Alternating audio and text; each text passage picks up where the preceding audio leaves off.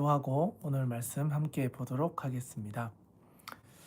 하나님 아버지, 오늘도 저희들을 불러주셔서 사순절 말씀로들을 함께 합니다. 하나님께서 주신 레위기의 말씀을 통하여서 우리의 삶의 거룩을 다시 한번 돌아보게 해주시고, 구별된 삶을 살아가는 성도로서 우리 삶의 전반을 하나님의 말씀 앞에 다시 한번 새롭게 하는 그런 은혜를 우리에게 허락하여 주시옵소서. 피곤한 중에도 참여한 이들이 있습니다. 하나님 함께 해주셔서 그들에게 오늘 들어야 할 말씀을 하나님 듣게 하여 주시옵소서. 함께 하여 주실 줄 믿사오며 귀하신 우리 구주 예수님의 이름으로 기도드립니다. 아멘. 네, 오늘도 귀한 시간 이렇게 함께 해주셔서 감사합니다. 오늘 함께 나눌 말씀은요, 레위기 18장부터 이제 22장까지 18, 19, 20, 21, 22 오늘 5장의 말씀을 함께 보려고 합니다. 그 말씀 같이 살펴보면서 오늘 또 주신 말씀을 함께 나누고자 합니다. 다들 읽어오셨으리라 믿고요. 그 내용들을 같이 살펴보도록 하겠습니다. 네, 어제까지 이제 살펴봤던 내용들, 우리 서목사님과 함께 살펴봤던 내용들 17장까지 살펴보았는데요. 레위기를 크게 3개로 한번 나누어 본다고 한다면 1장부터 10장까지는 약간 제사와 제사장과 관련된 규례를 주로 다루었습니다. 그리고 나서 이제 11장부터 17장까지 어제 이제 살펴봤던 말씀까지 하면 이 내용은요, 다양한 정결법에 대한 이야기를 우리가 다루어 보게 되었습니다. 그리고 이제 오늘부터 시작되는 18장부터 마지막 장까지의 내용은요, 실생활에서의 어떤 성결에 대한 성결법이라고 이야기합니다. 그러니까 크게 나누면요, 제사법, 정결법, 성결법 이렇게 3개의 구조로 레위기를 나누어 볼 수 있는 거죠. 10장까지 또 17장까지 또 18장부터 마지막 장까지 해서 제사 또 각종 정결 그리고 이제는 성결법 이야기가 시작됩니다. 그게 오늘부터 시작되고 있고요. 오늘은 그 중에 5장의 내용을 살펴보려고 합니다. 실생활에서의 성결이라고 보통 이야기를 하고요. 성결법이라고 이야기하는데, 이거는 구별되어지는 삶에 대한 이야기를 하는 겁니다. 지금까지는 제사에 대한 거라든가 규례와 관련되어서 정결한 것, 부정한 것을 나누었다면, 이제 실생활에서 어떻게 거룩함을 지켜갈 것인가, 그리고 성결한 삶의 어떤 기준들은 무엇인가를 고민해 볼 수 있는 시간이라 할 수 있겠습니다. 네, 18장으로 한번 들어가 보도록 하겠습니다. 18장에 들어가면 제일 먼저 나오는 이제 소 제목이 나오죠. 가증한 풍속을 따르지 말라라고 되어 있습니다. 그래서 18장 전체적인 내용을 이렇게 보시면요, 가증한 풍속에 대한 이야기가 나오는데, 그 중에서도 어떻게 보면 반드시 죽여야 할지니라라고 하면서 사형과 관련된 법률, 어떻게 보면 규례가 등장하고 있습니다. 제일 먼저 나오는 내용은요, 먼저 한 3절 가보시면 너희는 너희가 거주하던 애굽 땅의 풍속을 따르지 말며 내가 너희를 인도할 가나안 땅의 풍속과 규례도 행하지 말고 너희는 내 법도를 따르며 내 규례를 지켜 그대로 행하라. 나는 너희 하나님 여호와이니라. 아멘. 3절, 4절의 내용을 보니까 애굽의 풍속, 가나안의 풍속과 규례, 그러니까 결국 애굽과 가나안에서 섬겼던 그런 제사나 율법이나 조금 더 나가면 문화적인 것들을 따르지 말라라고 이야기를 합니다. 그러면서 5절에 가보시면 너희는 내 규례와 법도를 지키라. 사람이 이를 행하면 그로 말미암아 살리라. 나는 여호와이니라. 아멘. 그러니까 가나안 풍속을 따르지 말고 또 애굽의 풍속을 따르지 말고 내 규례와 법도를 지켜라. 이게 어떻게 보면 실생활에서 우리가 지켜야 될 기본적인 성결에 대한 기준인 겁니다. 문화를 따르지 않는 것, 특별히 세속적인 문화를 우리가 거부하는 것, 그리고 하나님의 말씀을 따라 살아가는 것이 바로 우리가 살아가는 성결의 기준이 된다는 겁니다. 이거는 여러 가지 삶의 영역에서 적용할 수 있는 것 같습니다. 네, 그리고 나서 이제 6절부터 시작되는데요. 쭉 나오는 이야기가 보면 이제 성적인 부분에 있어서의 거룩을 이야기합니다. 그래서 6절에 가보시면 각 사람은 자기의 살부치를 가까이하여 그의 하체를 범하지 말라. 결국 이제 근친 상간에 대한 이야기를 하는 겁니다. 하나님의 백성들, 특별히 부르심을 받아 광야로 나온 이들에게 자기의 살부치 가까운 근친, 심지어는 이제 뭐 부모, 어, 여기 보면 어머니, 또 어머니의 하체를 범하지 마라. 또 아버지의 아내를 범하지 마라. 또 뭐 손녀, 외손녀, 누이, 고모, 이모, 며느리, 그러니까 가까이 있는 이제 관계 안에서의 성적인 문제를 엄벌하고 있습니다. 특별히 그 내용들을 보면요, 근친상간한 사람들에 대해서는 아예 죽일 것을 명령합니다. 네, 단순히 뭐 죄 정도가 아니고요, 공동체에서 끊어지게 하라는 아주 강력한 말씀을 하고 있습니다. 그래서 그 내용들이요, 6절 이하에서 쭉 길게 등장하고 있습니다. 8절에서 내 아버지의 아내를 하체를 범하지 마라. 또 10절에서는 외손녀의 하체, 또 11절에는 내 누이의 하체, 또 12절엔 고모, 13절엔 이모, 15절엔 며느리까지 이야기하면서 근친상간을 절대로 하면 안 된다라고 하는 것을 명령하고 있습니다. 그리고 또 뒤에 넘어가면 이제 간음하는 것들, 또 이웃의 아내와의 관계 안에서 그런 성적인 관계를 맺는 것을 부정한 것으로 여겨서 그렇게 하지 말 것을 명령하고 있습니다. 그리고 특별히 21절에 가보시면요, 몰렉이라는 이야기가 나오는데요. 너는 결단코 자녀를 몰렉에게 주어 불로 통과하게 하므로 내 하나님의 이름을 욕되게 하지 말라. 나는 여호와이니라. 아멘. 이 몰렉은 암몬의 신인데요.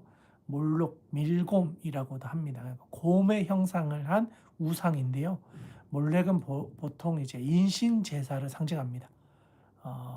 어떤 큰 일이 닥쳤을 때 자기 아들을 이 밀곰에게, 몰렉에게 불로 태워서 드려서 그를 이제 기쁘게 해서 우리의 문제를 해결하려고 하는 것들. 그러니까 그런 이제 인신 제사와 관련된 제사를 절대 하지 마라. 그거는 하나님의 이름을 욕되게 하는 것이다. 또 22절에 가보시면 남자와 동치 마라. 그러니까 이거는 동성 간에서 일어나는 성관계를 금지하는 겁니다. 요즘은 이 이슈가 참 큰 것 같아요. 동성 관계 그런 부분이 있는데 성경에서는 그것에 대해서 잘못된 것이라고 분명히 이야기를 하고 있습니다. 또 23절에서는요. 짐승과 교합하는 것, 그러니까 짐승과 성행위를 가지는 것에 대해서도 금지를 하고 있습니다. 그러니까 정리해 보면 애굽과 가나안의 풍속을 따르지 말고 근친상간, 간음, 동성, 또 뭐 짐승, 그러니까 이러한 여러 가지 성적인 문제로부터 너희를 지켜라. 하나님의 백성은 이런 성적인 문제로부터 세상과는 달라야 된다라는 것을 이야기합니다. 그리고 30절 이제 어떻게 보면 지금까지 했던 내용들을 좀 정리하고 있는 건데요. 그러므로 너희는 내 명령을 지키고 너희가 들어가기 전에 행하던 가증한 풍속을 하나라도 따름으로 스스로 더럽히지 말라. 나는 너희의 하나님 여호와이니라. 아멘. 그러니까 이런 모든 것들을 가증한 풍속이라고 이야기합니다. 지금의 언어로 이야기하면요, 세상 문화, 세속적 문화, 특별히 성적인 문화로부터 너희를 지켜라. 그 어떤 세상의 급류, 흐름을 쫓아가면서 그것을 즐길 것이 아니라 오히려 거기로부터 자기를 지켜라. 왜냐하면 너희는 하나님의 백성이기 때문이다라는 겁니다. 마지막에 이야기하고 있는 것처럼 스스로 더럽히지 말라. 나는 너희 하나님 여호와니라. 하나님이 거룩하시기 때문에 하나님의 백성도 거룩함을 지켜야 된다라는 사실을 우리에게 말해주고 있습니다. 네, 여기까지 하면요 18장의 내용을 우리가 같이 한번 살펴본 것 같고요. 이제 19장. 19장은 너무 중요한 게 이 레위기 전체의 주제장이라고도 이야기합니다. 수많은 이야기를 했지만 그 내용의 핵심이 뭐냐, 바로 거룩이라는 것인데 그 이야기가 바로 19장에 담겨져 있습니다. 먼저 2 절에 가 보시면요. "너는 이스라엘 자손의 온 회중에게 말하여 이르라. 너희는 거룩하라. 이는 나 여호와 너희 하나님이 거룩함이니라." 아멘. 그러니까요. 하나님이 거룩하시기 때문에 너희도 거룩해야 된다. 왜? 하나님의 백성이기 때문에 너희도 그 거룩함을 지켜야 된다라고 하는 것을 우리에게 말해 주고 있습니다. 그리고 나서 3 절에 가 보시면 "부모를 경외하고 나의 안식일을 지켜라." 그러니까 부모 공경과 안식일을 지키는 것을 같이 강조하고 있습니다. 이거는 참 중요한 건데요. 부모님을 공경하듯이 안식일을 지킨다는 것은 결국 하나님과의 관계를 가장 중요하게 여기는 것을 이야기합니다. 삶의 전반의 거룩인데 그 첫 번째가 부모님을 공경하고 안식일을 지키는 것을 통해서 우리의 삶의 기준을 세운다는 거예요. 그 거룩의 기준이 바로 안식일, 또 하나님의 세워주신 부모님을 공경하는 것으로부터 시작된다라는 겁니다. 그리고 4 절에 가 보시면요. 우상 숭배, 신상, 부어 만든 것들을 만들지 말고 하나님만을 섬길 것을 우리에게 이야기합니다. 그리고 나서 5절 쭉 내려가 보시면 절기 이야기가 나오고요. 9 절에 보면 반모퉁이가 다 거두지 말고 또 이삭을 줍지 말며, 이거는 결국 이웃에게, 가난한 이웃을 먹을 것이 없는 사람들도 있을 수 있으니까 그 사람들을 배려해서 그들도 굶지 않도록 너희의 음식을 나누어 줄 것에 대한 이야기를 하고 있습니다. 그래서 9 절, 10절 그렇게 가난한 사람들과 거류민들, 거기를 지나가는 사람들을 위해서 다 거두지 말고 어느 정도는 내버려 두어라. 또 11 절에 가면 도둑질하지 말고 거짓말하지 말고 잘못된 거짓 맹세하지 마라. 하나님의 이름을 욕되게 하지 마라라고 하면서 거짓말, 도둑질, 거짓 맹세에 대해서 함부로 할 것이 아니다. 그 이야기를 하고 있습니다. 그리고 13, 14절에서는 이웃을 억압하지 말고 착취하지 말고, 그러니까 결국 가난한 사람들, 품꾼들, 또 어려운 사람들, 육체의 어떤 질병이 있는 사람들을 배려해라라고 하는 것을 이야기합니다. 또 15절 이하에서는요. 재판할 때 불의하게 하지 마라. 또 비방하지 마라. 또 이웃의 그건 잘못된 일을 하지 않는 것을 명령합니다. 또 17절 이하에서는 내 형제를 마음으로 미워하지 마라 라고 하면서 원수와 이웃을 사랑할 것을 이야기합니다. 18절에 원수를 갚지 말며 동포를 원망하지 말며 내 이웃 사랑하기를 내 자신과 같이 사랑하라 라고 이야기를 합니다. 그리고 이제 19절 이하에서도 가축을 다른 종류와 교미하지 마라. 그러니까 이렇게 섞이게 하지 말라는 거예요. 그리고 두 재래로 직조한 옷을 입지 말라라고 하면서, 그러니까 거룩이라는 건 구별되어지는 것을 이야기하거든요. 그런데 이 구별을 깨어지게 하는 것들을 주의해라, 그리고 하지 마라 라고 하는 이야기를 쭉 하고 있습니다.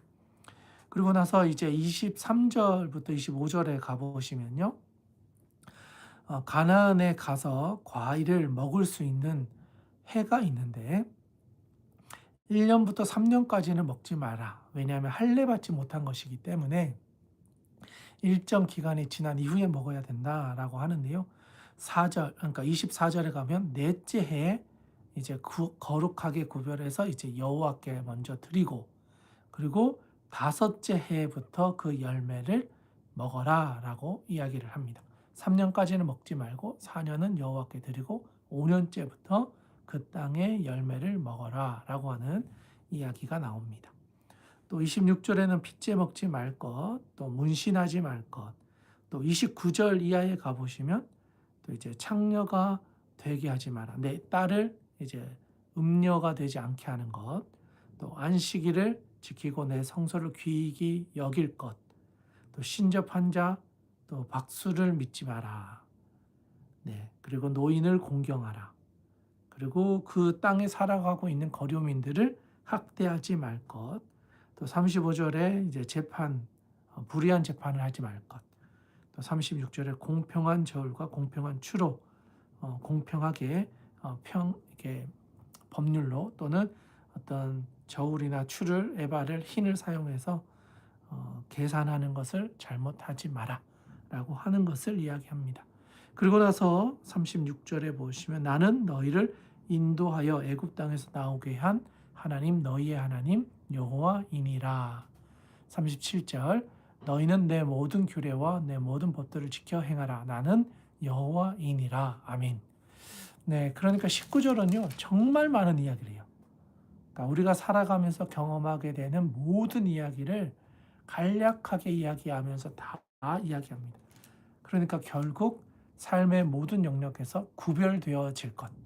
그러니까 세상의 방식을 사용하지 마라. 세상은 뭐 잘못된 추를 사용해서 자기의 이익을 취하기도 하고 성적인 문제를 통해 자기의 쾌락을 취하기도 하고 그렇지만 너희는 그럼에도 불구하고 거룩함을 지켜라. 왜? 너희 하나님 여호와가 거룩하신 분이시기 때문이다. 그래서 2절에서 말하고 있는 너희는 거룩하라. 이는 나 여호와 너희 하나님이 거룩함이니라. 그러니까 이게 레위기 전체에서 이야기하는 거예요. 이 거룩함을 지키기 위해서 제사법 안에서의 거룩, 또 제사장, 하나님의 사역을 감당하는 사람들, 리더십들은 더 그 거룩함을 또 지켜야 된다. 또 성결해야 된다. 그러한 내용들, 그게 계속 반복되어진다고 볼 수 있는 것 같습니다. 네, 그렇게 해서 19장은요, 레위기의 주제장이면서도 거룩에 대한 전반적인 내용을 다 다루고 있다. 그렇게 볼 수가 있겠습니다. 네, 이제 20장으로 한번 넘어가 보겠는데요. 이제 20장으로 넘어오면 이제 죄에 대한 형벌 규정이 또 이제 등장하고 있습니다. 앞에 나왔던 거룩이라고 하는 내용과 더불어서 이 거룩을 해치는 것, 그 죄에 대해서 명확하게 이야기를 하고 있는데요. 여기서는 심지어 그런 사형에 해당하는 죄에 대해서 언급하고 있습니다. 한번 보시면 2절에 너는 이스라엘 자손에게 또 이르라. 그가 이스라엘 자손이든지 이스라엘에 거류하는 거류민이든지 그의 자식을 몰렉에게 주면 반드시 죽이되 그 지방 사람이 돌로 칠 것이요. 아멘.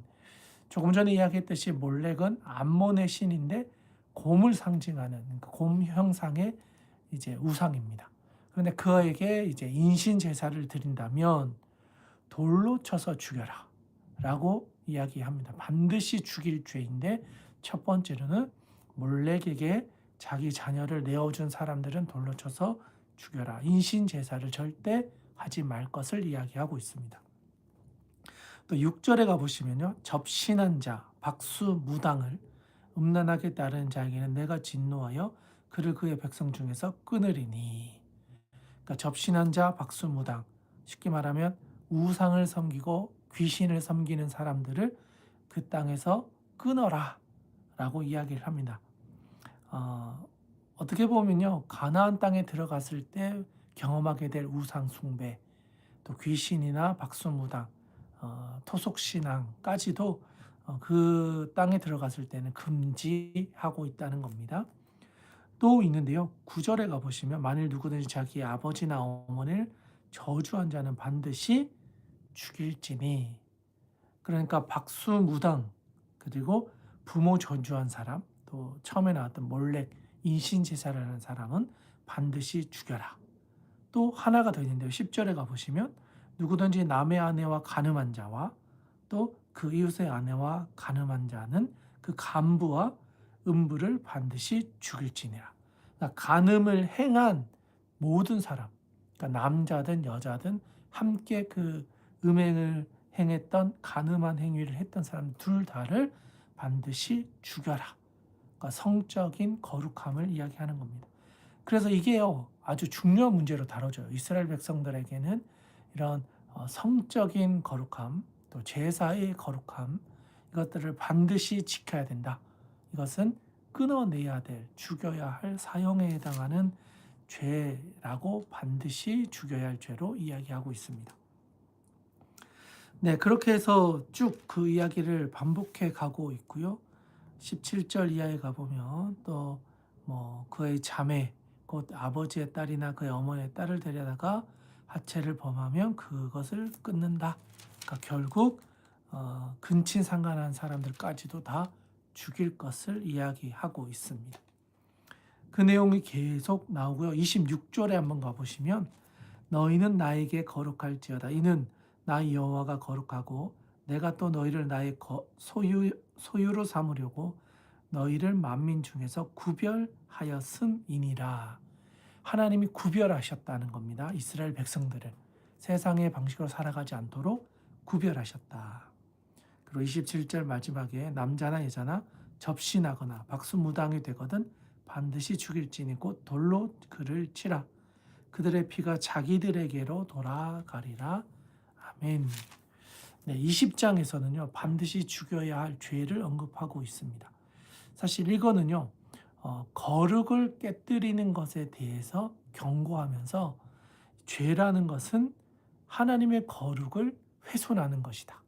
하나님이 거룩하신 분이신데 그 거룩을 훼손하는 것이기 때문에 그것에 대한 책임, 바로 그의 생명으로 그것을 책임져야 한다는 것을 말해줍니다. 거룩을 깨뜨린 죄에 대한 책임, 그것이 얼마나 엄중한 것인지를 이스라엘 공동체 가운데 알려주고 있습니다. 어쩌면 이거는 우리에게도 알려주는 것 같아요. 너도 그 거룩함을 지켜가라. 그리고 그 거룩함은 너희의 생명을 지키고 또 생명을 보존하는 것이다.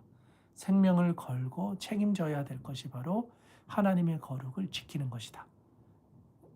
어쩌면 참 가혹해 보이기도 하지만 하나님은 그만큼 이 거룩에 대해서 구별됨에 대해서 강조하게 중요하게 여기신다라는 것을 우리에게 말해주고 있는 내용이 바로 20장의 내용이라고 볼 수 있겠습니다.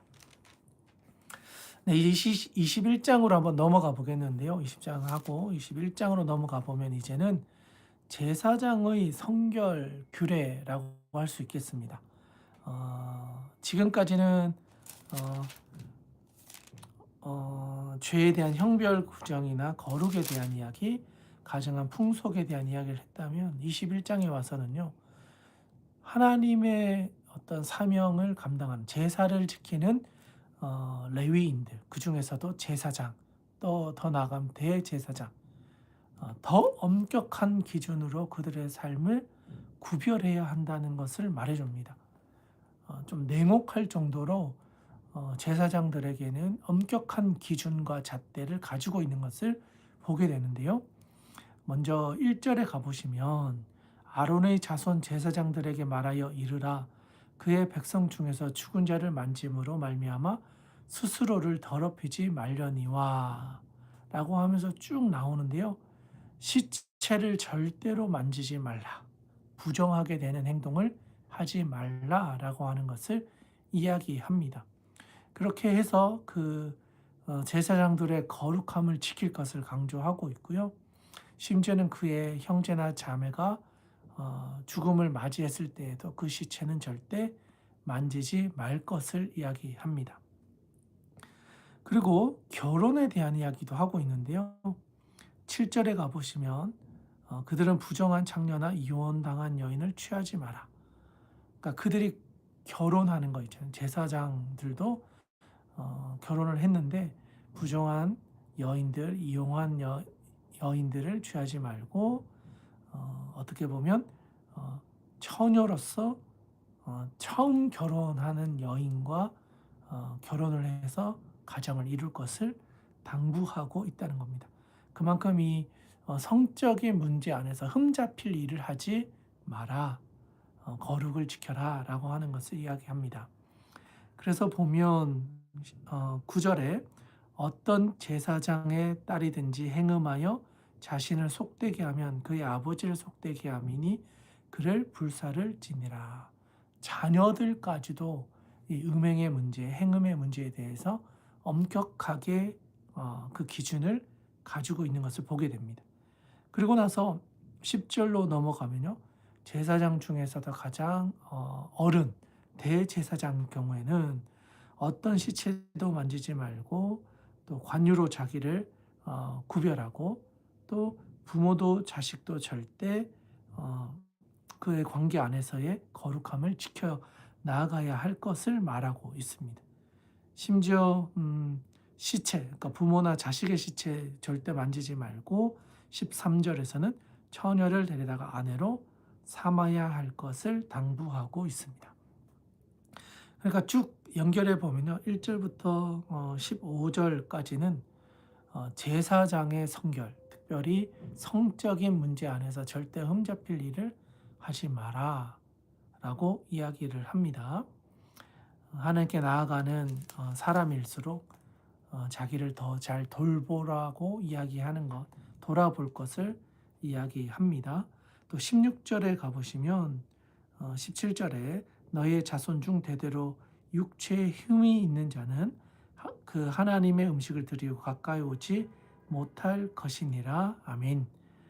그러니까 레위인들, 특별히 제사장으로 섬기는 사람들 중에 육체에 흠이 있다고 한다면 하나님 앞에 나와 제사를 집례하지 마라라고 이야기를 합니다. 그만큼 하나님 앞에 나아갈 때는 정한 것, 흠이 없는 것, 부정한 것을 제할 것을 이야기하고 있습니다. 그만큼 제사장에게는요, 엄격한 기준을 가지고 하나님께 나올 것을 말합니다. 시체를 만지지 말 것, 성적으로 구별되어질 것, 결혼이나 장례나 그 과정 안에서도 더 엄격한 잣대로 그들을 구별하고 있다는 것, 신체적으로도 흠이 없어야 한다는 것. 그러니까 이게 몸도 잘 관리해야 되고, 그러니까 영적인 것들 또 성적인 것들 이 모든 규례 안에서 레위인들 제사장, 특별히 대제사장은 더 엄격한 기준으로 하나님 앞에서의 거룩을 요구하고 있는 것을 보게 됩니다. 네. 24절에 가보시 이와 같이 모세가 아론과 그의 아들들과 온 이스라엘 자손에게 말하였다라고 하면서 하나님 앞에서의 거룩을 말하고 있는 것을 볼 수 있겠습니다. 네, 22장으로 한번 넘어가 보겠는데 오늘의 마지막 장이라고 할 수 있겠습니다. 22장에 가보시면 이제 제물과 제사 어떤 추가적인 제사에 대한 규례라고 볼 수 있겠는데요.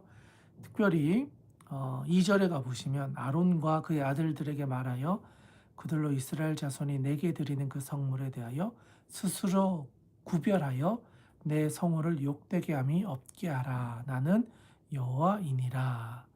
그러니까 하나님께 드리는 것에 있어서 부정한 것 또는 흠이 있는 것, 그러니까 뭔가 문제가 있다라고 생각되어지는 것을 절대로 하나님께 드리지 말고 성물, 하나님께 드리는 것 또는 하나님과 관련된 성물은 거룩한 것, 정한 것을 드려야 한다는 것을 다시 한번 이야기하고 있습니다. 그리고 4절에 가보시면 아론의 자손 중 나병 환자, 유출병자는 그가 정결하기 전에는 그 성물을 먹지 말 것을 이야기합니다. 그리고 하나님께 드리는 것뿐 아니라 그것을 먹는 레위인들에게도 정결해야만 그것을 먹을 수 있다는 거죠. 그만큼 엄격하게 관리하고 있는 것을 말해줍니다. 또 부정한 것에 접촉된 자는 저녁까지 부정하고 또 거룩한 어떤 예식을 한 후에 음식을 먹고 그 전에는 성물을 먹지 못할 것이다 라고 이야기를 합니다. 부정한 상태에서 성물을 먹지 말라는 내용들 쭉 계속 이야기하고 있습니다. 또 11절 한번 가보시면요. 그러나 제사장이 그의 돈으로 어떤 사람을 샀으면 그는 그것을 먹을 것이며 그의 집에서 출생한 자도 그렇게 하여 그들이 제사장의 음식을 먹을 것이며 제사장의 딸이 일반인에게 출가하였으면 거제 성물을 먹지 못하되 라고 하면서 제사 안에서 가정 또 그의 가족들까지도 엄격한 기준을 가지고 성물을 먹을 수 있는 사람과 없는 사람들 또 그것을 어떻게 관리하는지 질서 있게 그것들을 유지해 가야 하는 것을 말해주고 있습니다. 또 17절 이하에 가보시면 여호와께서 기쁘시게 또 기뻐 받으시는 제물에 대한 이야기가 있습니다. 18절 보시면 아론과 그의 아들들과 이스라엘 온 족속에게 말하여 이르라. 이스라엘 자손이나 그 중에 거류하는 자가 서원 제물이나 자원 제물로 번제와 더불어 여호와께 예물로 드리려거든 기쁘게 받으심이 되도록 소나 양이나 염소의 흠없는 수컷으로 드릴지니. 여기서 중요한 것은요, 바로 흠없는 수컷, 흠 없는 것으로 하나님께 드릴 것을 이야기합니다. 하나님이 기쁘시게 받으시도록 흠 없는 것 하나님 앞에 드려야 한다. 서원제나 자원제, 하나님께 기쁘게 드리는 것, 또는 서원했을 때 드리는 것, 또 내가 드리고자 해서 자기의 어떤 뜻을 가지고 자원하여 하나님께 드릴 때에는 흠 없는 것, 가장 좋은 것을 하나님께 올려 드려야 한다는 것을 말합니다. 추가적으로 21절에 가보시면 만일 누구든지 서원한 것을 갚으려 하든지 자의로 예물을 드리려 하여 소나 양으로 화목제물을 여호와께 드리는 자는 기쁘게 받으심이 되도록 아무 흠이 없는 온전한 것으로 할지니. 아무 흠이 없는 것, 온전한 것, 그것으로 하나님께 드릴 때 하나님은 기쁘시게 받으신다. 그 제물을 받으신다라는 것입니다. 근데 여기서 말하는 이 온전하다라는 것은요, 사실 재물도 재물이지만 우리의 마음을 의미하는 것이기도 합니다. 우리의 마음 가운데 아까운 마음으로 드리는 것, 아니면 쓰다 남은 것을 하나님께 드리는 것.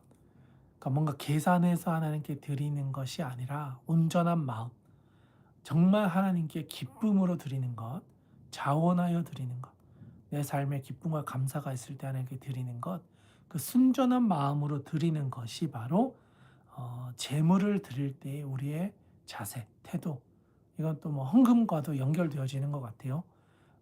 하나님 사실 뭐 우리가 뭐 아무리 많은 걸 드려도 하나님께는요 그게 큰 게 아니잖아요. 다 하나님의 것이고 하나님이 우리에게 위임해 주시고 우리의 삶의 필요를 채우라고 주신 것인데 그게 내 것인 양 살아간다면 사실 그건 하나님 앞에서 우리가 죄를 짓는 것이죠. 청지기로서의 삶이 아니라 내가 주인된 삶을 살아가게 되는 것이잖아요. 그것에 대해서도 돌아보게 하는 거라고 볼 수 있습니다. 다 하나님이 우리에게 주신 것이고 또 그 하나님께서 우리에게 맡겨주신 것을 통해서 우리는 축복의 통로로서 그것을 사용해서 하나님의 나라, 영원하신 하나님의 나라를 살아갈 수 있게 이 땅을 또 하나님의 나라를 세워가게 하기 위한 수단으로 물질도 주시고 또 재물도 주시고 여러 가지 필요한 것들 채워주시는데 그것이 내 것이 아니라 하나님의 것입니다. 하나님 주심을 감사합니다 하고 다시 하나님께 올려드릴 때 기쁜 마음으로 감사한 마음으로 우리 온전한 마음으로 드리는 것, 그것이야말로 하나님께서 기쁘게 받으시는 제사, 하나님께서 기쁘게 받으신 예물, 제물이라는 것을 말해주고 있습니다. 그래서 서원할 때, 자원할 때 온전한 것으로 하나님께 드려라 라고 우리에게 말해주고 있습니다. 또 이제 26절 이하로 한번 가보시면요. 수소나 양이나 염소가 나가던 1회 동안 그것의 어미와 같이 있게 해라. 또 8째 날 이후로는 여호와께 화제로 예물을 드리면 기쁘게 받으심이 되리라. 아멘. 네, 수소, 양, 염소가 난 지 7일까지는요. 어미와 함께 있도록 배려하고 그 이후에 8일째부터 하나님께 예물로 드릴 수 있게 하는 규례라고 볼 수 있겠습니다. 또 보면요. 28절에 암소나 암양을 막론하고 어미와 새끼를 같은 날에 잡지 마라. 네, 이게 또 하나님께서 주신 또 하나의 생명에 대한 또 어미와 또 새끼에 대한 규례이기도 합니다. 참 세세한 디테일까지도 우리에게 말해주고 있는 본문이고요. 그것을 지킬 것을 우리에게 말해주고 이제 마지막 33절에 한번 가보시면요. 너희의 하나님이 되려고 너희를 애굽 땅에서 인도하여 낸 자니 나는 여호와이니라. 아멘. 네, 계속해서 반복되어지는 표현 중에 하나가 바로 나는 여호와이니라 라고 하는 내용이요. 오늘 우리 처음 시작했을 때부터 18장부터요. 나는 너희의 여호와이니라. 나는 여호와니라 라고 하는 표현이 중간중간 계속 반복되어지고 있거든요. 그만큼 하나님께서는요. 이스라엘 백성들을 나의 백성, 하나님의 백성, 거룩한 백성 되게 하시겠다라고 하는 이야기를 계속해서 반복하고 있어요. 18장 한번 가보시면요.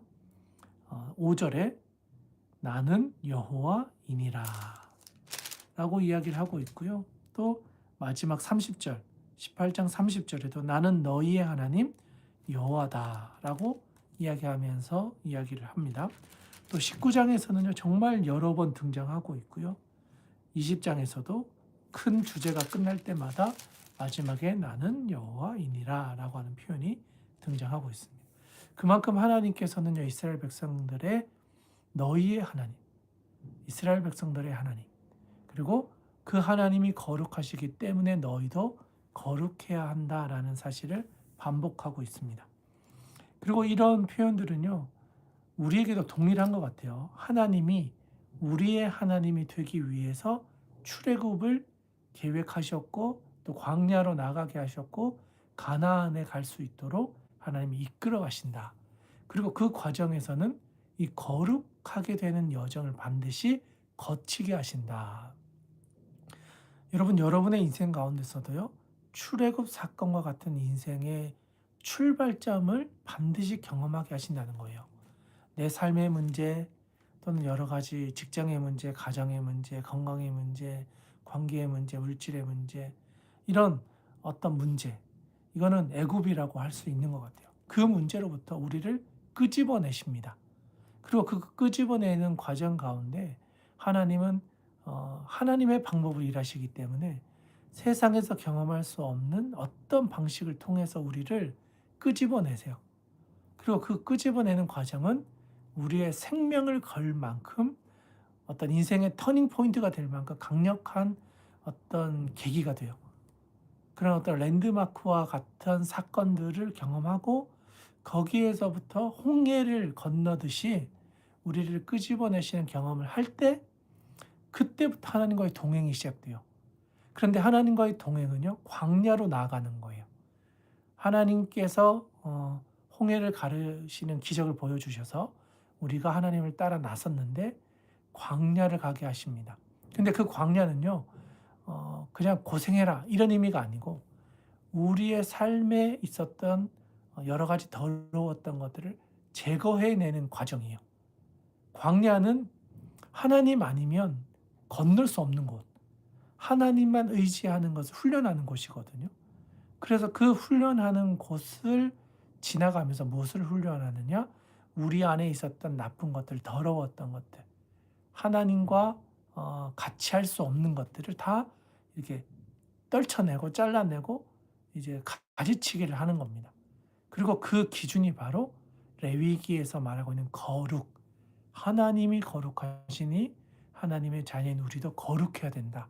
그리고 그 거룩의 기준이 뭐냐 했을 때 그 기준이 바로 레위기에 나와 있는 기준들이다. 18장에서는 이제 우리의 어떤 세상의 문화로부터 우리를 지켜야 된다. 하나님의 기준으로 그 세속적인 문화를 분별해야 된다. 그리고 그 세속적인 문화 안에는 성적인 것이 너무나 우리를 유혹하고 있기 때문에 우리가 그것을 잘 구별해야 된다. 그리고 그 성적인 내용들 보면요, 근친상간, 간음, 동성 행위, 또 짐승과 하는 것들, 또 우상숭, 이런 모든 것들이 복합적으로 우리에게 다가온다. 그리고 그 성적인 문제가 문화라고 하는 전체적인 틀 안에 속해져 있기 때문에 우리는 그 문화를 분별해야 된다. 가증한 문화를 따르지 마라. 그리고 거룩함을 지켜라. 그리고 그 하나님이 우리에게 말씀하시는 거룩의 기준은 19장에서 아주 다양한 내용으로 우리에게 말해주고 있습니다. 그리고 그 거룩을 어긴 죄들, 예로 든 것은 자식을 몰래에게 준, 몰래에게 준, 그러니까 우상 숭배나 그런 것들, 또 접신 박수무당, 또 부모를 저주하고 간음하는 이것들은 반드시 끊어내야 되는 죄다. 사라져야 할 죄다. 그래서 여기서 말하는 사형에 해당하는 죄, 그게 바로 몰래 접신, 박수무당, 부모 저주, 간음하는 것들. 거룩을 깨뜨린 죄에 대한 책임을 반드시 지게 해야 하고, 또 이것을 진행하는 제사장들, 자기 자신을 먼저 돌아봐라. 제사장의 성결 규례를 통해서 하나님의 거룩을 집례하고 진행하는 사람 더 엄격한 기준으로 자신을 돌아봐야 된다. 그래서 제사장의 거룩에 대한 규례가 21장에 등장하고 있고, 이제는 22장에서 먹는 것, 몸을 거룩하게 하는 것뿐 아니라 먹는 것까지도 거룩하게 해서 모든 것들을 하나님 안에서 구별해야 하고, 하나님께 드리는 것, 하나님이 기쁘게 받으시는 온전한 마음으로 드리는 제물, 그것을 받으시도록 우리가 제사나 제물이나 우리 자신을 돌아보아야 한다. 그게 하나님께서 이스라엘 백성들을 출애굽하게 하신 이유이고, 출애굽을 통해서 하나님의 백성 되게 하시는 하나님의 훈련의 과정이다. 그 이야기를 오늘 22장까지의 내용을 통해서 우리에게 말씀하고 있습니다. 네, 여기까지 하면요, 오늘의 내용들 다 살펴본 것 같습니다. 좀 내용이 많았는데 읽으시면 반복되는 내용들이 많이 있고요, 비슷한 표현들이 많이 있습니다. 그러나 그 중에서도 중요한 내용도 잘 이렇게 빨간색으로 그어가면서 정리해 보시면 좋을 것 같습니다. 네, 거룩, 가장 중요한 단어이고요. 결국 우리 삶을 거룩하게 하나님의 말씀과 기준으로 세워갈 때, 하나님은 우리를 통해서 하나님이 우리 아버지가 되어주시는 것을 드러내게 하시고, 또 우리를 그 하나님의 백성으로서 하나님이 우리의 삶을 책임져 주시는 것을 경험하게 해 주실 것입니다. 그 하나님의 은혜가 오늘 함께하고 있는 모든 이들의 삶 가운데 동일하게 이루어질 수 있기를 주님의 이름으로 축복합니다. 이 사순절 가운데 그 예수님의 삶을 통하여 우리에게 주시는 하나님의 능력이 임할 수 있기를 함께 기도하고 마무리하도록 하겠습니다. 제가 기도하겠습니다. 하나님 아버지, 오늘도 긴 말씀을 살펴보았습니다.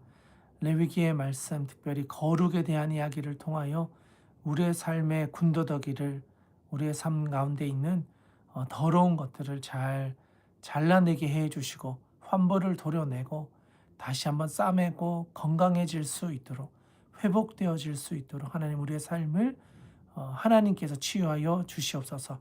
또 삶의 자리에서 지치고 피곤하고 삶의 문제를 가지고 나아가는 이들이 있다면 하나님 그들에게도 하나님께서 주시는 이 거룩의 힘을, 또 회복의 힘을 허락하여 주셔서 잘라내고 끊어내고 더러운 것을 버릴 때 하나님께서 회복해 하시는 은혜를 우리 모두가 경험하게 하여 주시옵소서. 사순절을 보내고 있습니다.